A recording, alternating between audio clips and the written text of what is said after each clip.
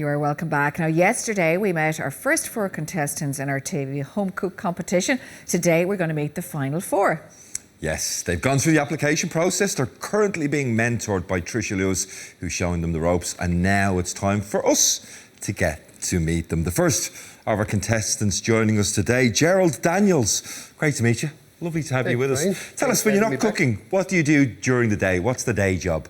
So I'm a production manager at a company called Listener Engineering in Mitchellstown.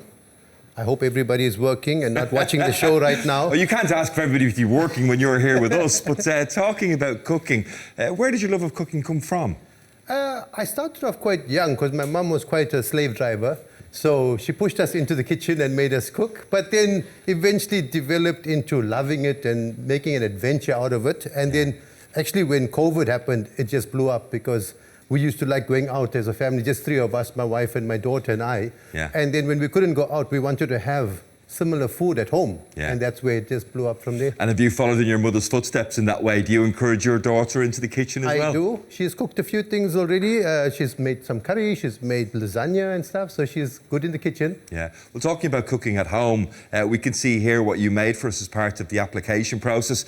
Tell us what this is. So this is a bunny chow. It's a traditional South African Indian dish. So basically it is curry that you put inside unsliced bread and you eat the whole thing. Yeah. All together. The new experience, of course, for you all is cooking here in our kitchen. How did you find that?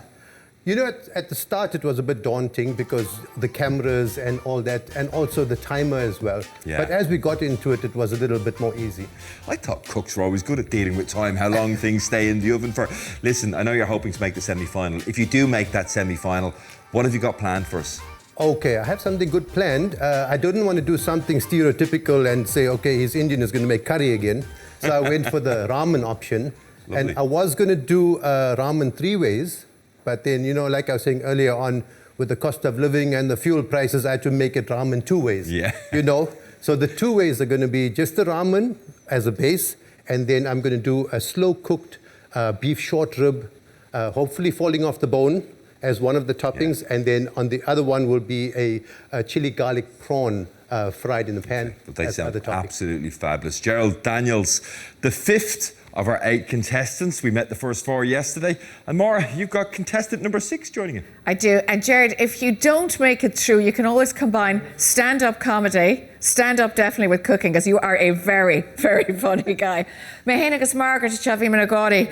Margaret Leahy is here with me, and Margaret is from Connemara. As Conde Wio who's Tatu Anish Kenachi Connemara? Tommy Ahoni in Malinahown. So from Mayo originally. Yes. Yeah. We were laughing here, we're saying Gerald is outside, he's a bit of a stand-up, isn't he? Yeah, funny. He's hilarious. He's hilarious. We're all having good fun. All the great. contestants. You know, I think that's fabulous because you're all chatting away. I know you love to combine that kind of farm to table, and you use a lot of natural ingredients in all of your cooking. Where did it all start? Yeah, I mean, for me, it's all because I grew up on a farm, and it has always been part of what I want to do is use farm produce. And we converted the farm in 1995 to organic, and we had our own lamb, we had our own beef, we had our own veg. So I was using that in the kitchen all the time and encouraging the children to use it. So I'm no longer farming, but still very, very passionate about our Irish farmers and our Irish produce, and foraged as well. There's a whole lot of wild foods that we can include in our food that we think are kind of all mystical or whatever, but they're all fantastic and really tasty. And I love, I was chatting to Margaret backstage and she was telling me about these gorgeous scones that you actually made for us here when you were cooking in the practice run, should I say, with Tricia. And you use a lot of seaweed. Yeah, I love seaweed, and it's full of micronutrients in that, and I live on the coast, I live in Connemara, so using dilsk in cooking. Your scones here that you cook in there? Yeah, I use dilsk in them. I use the dried dilsk and I just flaked it and I used it in the scones. I use it in my bread pretty much all the time. I use carrageen to make a drink. Oh yeah, wow. I use nori. I mean, you know, you can either get it fresh or you can buy seaweeds now in all the shops. Made from garlic, wild garlic pesto. Garlic, yeah, you can't beat it this time of year. Now tell me, if you get through, what are you going to cook for us? So I tried to pick something that was again very coastal and that would use for Irish produce. So I actually picked a recipe that will use 100% Irish produce. So I'm making a fish pie with a nettle champ. Nice. And I'm serving that with a salad of local and forage leaves with a lovely Irish dressing. Brilliant. That sounds great. Well, I wish you the best of luck. Thank you very much. Gurmila Math. Now, Brian. Contestant number 7 is here with me, Dee Freney. Great to have you in. Thanks so much, Yeah, Brian. it's been an experience that you've been through. And when you're cooking up a storm in the kitchen, I know you're busy out, but when you're not cooking up a storm...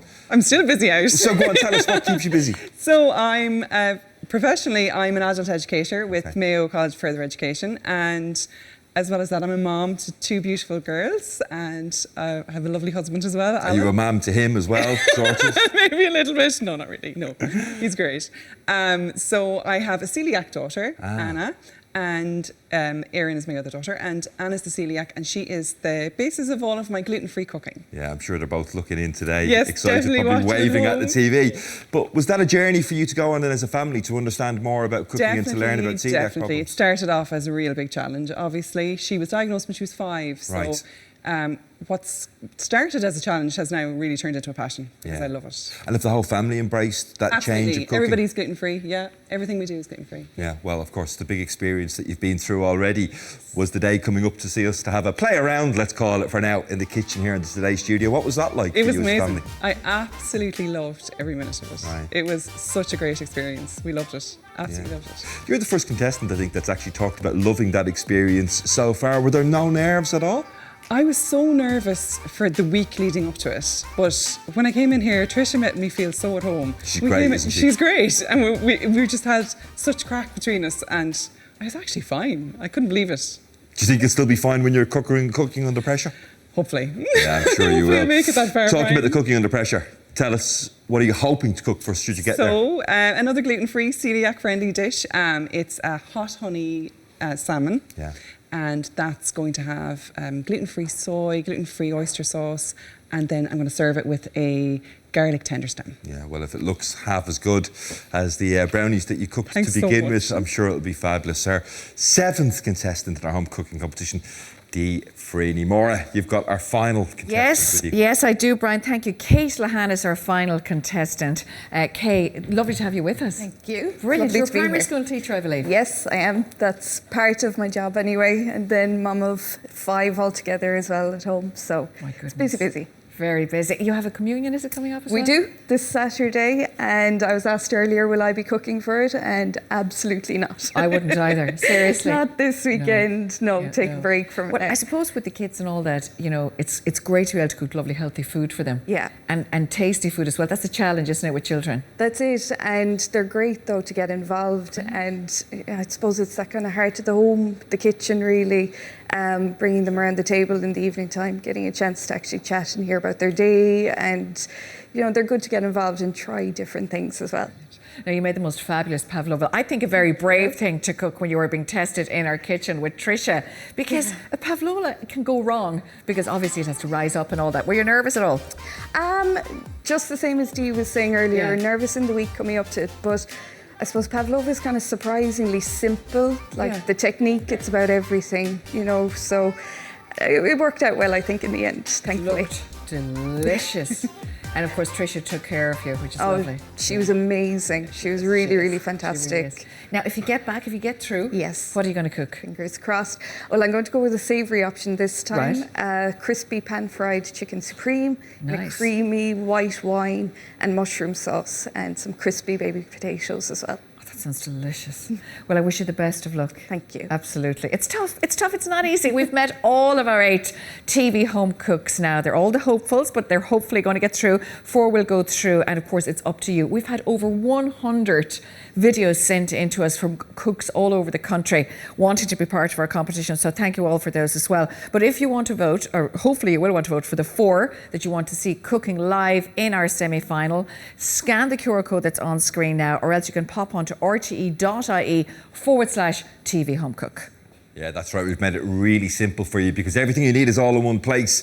So go and watch all the contestants. They were all cooking with Trish Lewis, and then you can cast your vote for your top 4 semi-finalists. The voting lines open next week until Tuesday at 6 p.m. and then we'll announce the results. The voting lines are open now and you have until next Tuesday at 6 p.m. and then we'll announce all the results on Wednesday.